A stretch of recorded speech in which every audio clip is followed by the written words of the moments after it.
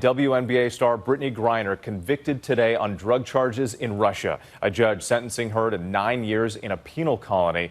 Griner, detained in Russia for more than 5 months, found guilty of intentionally smuggling vape cartridges of hashish oil into the country. She addressed the judge before the verdict was announced, holding a photo of her team in Russia, telling the judge she, quote, made an honest mistake. President Biden calling her sentence unacceptable, and the administration is again urging Russia to accept its prisoner proposal. Here's ABC's senior White House correspondent, Mary Bruce. This is the moment Brittney Griner learned her fate. Standing in a cage in a Russian courtroom, hearing she's been sentenced to 9 years in a Russian prison camp. Earlier, Griner emotional, saying she takes responsibility for illegally bringing vape cartridges containing cannabis oil into the country back in February, but stressing it was an accident. I made an honest mistake, and I hope that in your ruling that it doesn't end my life here. Griner choking up as she then apologized to her family and teammates in Russia and back in the U.S. I want to also apologize to my parents, my siblings, my Phoenix Mercury organization back at home, the amazing women of the WNBA, and my amazing spouse.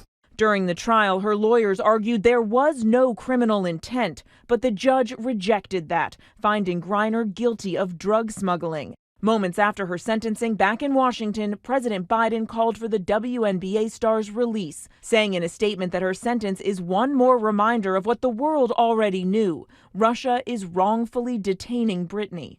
But the White House tonight won't say publicly if they think Russia is trying to send a message by giving Griner such a severe sentence. Do you think she's being used as a political pawn here? I cannot ascribe Russian motives or intent here. All I can do is tell you where President Biden is and the national security team. Wrongfully detained, need to come home. There's a deal on the table. Let's make the deal. Let's get him home. The Biden administration is urging Russia to accept its proposal to bring Griner and former Marine Paul Whelan home. Sources tell ABC News the offer is to swap the two Americans for notorious Russian arms dealer Viktor Bout. Meanwhile, Griner remains in a pre-trial detention center as her lawyers try to appeal. She can hardly talk, honestly, so it's a difficult time for her. Mary Bruce back with us now. So, Mary, what more can you tell us about the status of those negotiations to bring Brittney Griner and Paul Whelan back home? Well, tonight I'm told these talks are ongoing, but when I press the White House on whether they're seeing any progress, they won't say, insisting they don't think it's helpful to try and negotiate all of this out in public. The big question tonight, though, is now that Griner has been convicted, will Russia go ahead and accept the proposal on the table? Or if not, how much more, if anything, is President Biden willing to offer to bring these Americans home?